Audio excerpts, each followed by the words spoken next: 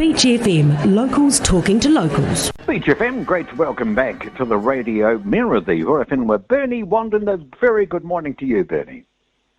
Good morning, John, and to your listeners. Well, you've had quite a procession of ministers heading your way recently, haven't you? Yeah, we certainly have, and it's been really quite cool to receive them and see some of the outcomes that we've put a lot of work into over the previous months.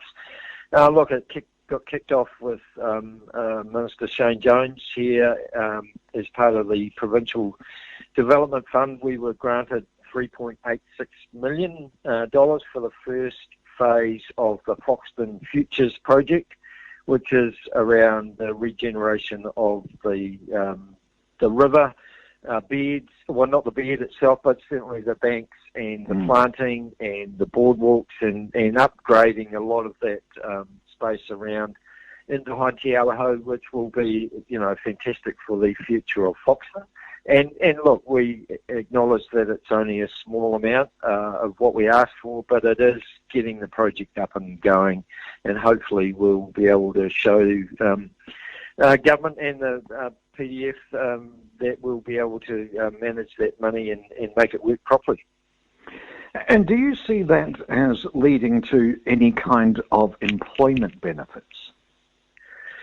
Look, initially probably not huge an amount of extra jobs, but certainly it will be helping keep people in jobs, and that's a big focus at the moment, of course, as well. Sure. I think there needs to be some commitment to do, phase 2 and 3 before we see an increase in a number of jobs. But there's certainly opportunities for local contractors.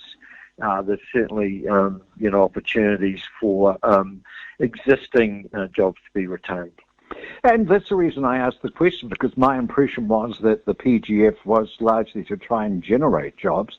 It implies that you put on a very impressive presentation, that the selling of that project must have been quite effective.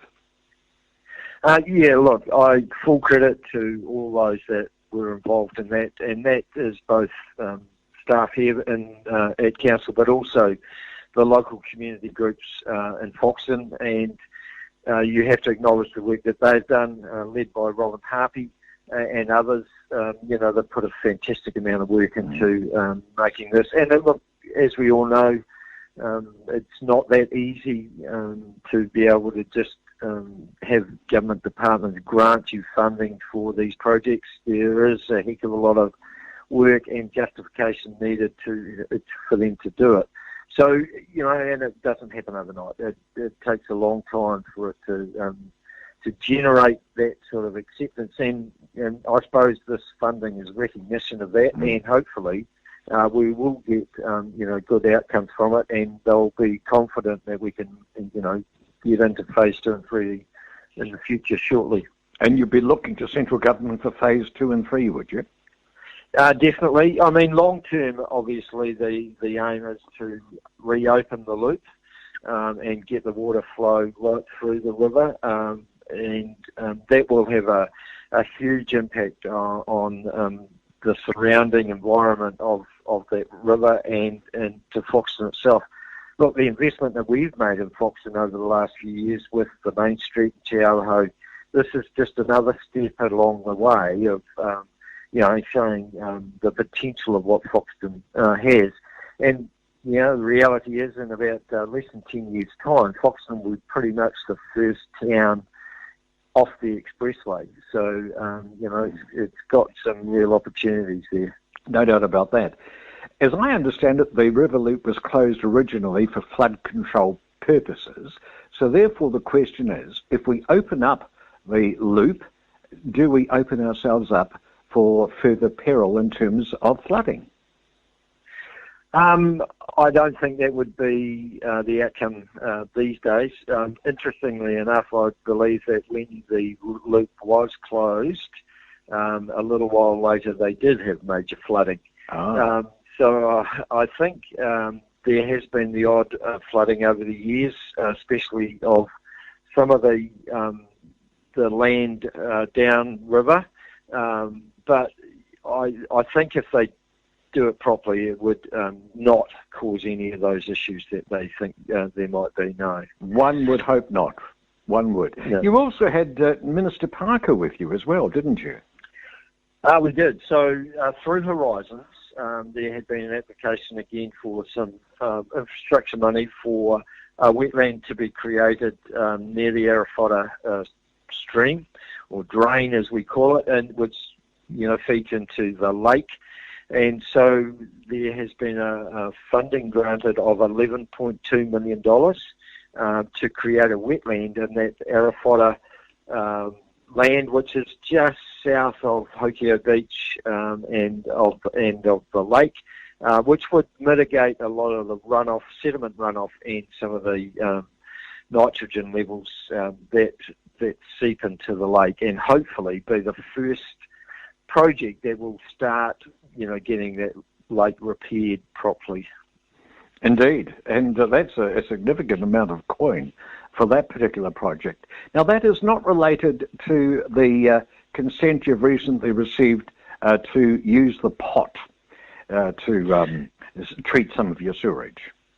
No. So what happens with the Levin wastewater, it gets treated at the wastewater treatment plant, which is down the bottom of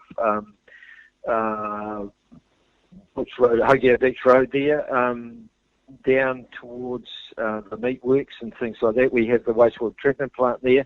It then gets piped out to a piece of land which is further west of the landfill, and there is this what we call a further treatment, and there's basically a big pond, if you like, and it's pretty big. Yeah. And then it gets again treated and then dispersed onto the surrounding land. And at the moment we have, trees and growing manuka and other things like that as well. So it's helping, do something productive out of that land as well. So we're very pleased to actually have that consent granted for a further 25 years. There's a number of conditions that have to be done in the intervening time, with lots of monitoring and ensuring that the ground and the environment is protected and looked after as well as it can be expected. And so there's a number of conditions that we have to meet through that time. But it's fantastic to see that all the stakeholders around that have agreed on those sorts of conditions before it went to the Environment Court and was granted consent. And the fact that we've had no appeals since that consent was granted is, really good, a good reflection on the amount of work that went into getting that consent through. Great stuff. And I see you've got to look after the Waiwiri stream as well. Exactly. Yep. So you mentioned the manuka there. Are there any bees flying around that manuka? Is it producing any honey? Not yet. It's fairly new. So it was only we only started planting some manuka in the last year or two. So I don't think it's actually producing anything quite yet. It's interesting, isn't it? I spent some time on the East Coast when people are spending all their time trying to get rid of manuka, and now it's become a bit of a gold mine. Yeah. It has, hasn't it? It's fascinating how things sort of go the cycle, and I'm sure. And it's going to be it'll be very productive and very positive for the district in the long term. And we hope that's the story generally. Bernie, it's been great catching up with you. Thank you so much for your time this morning here on Beach FM. Thank you, John. 106.3 Beach FM.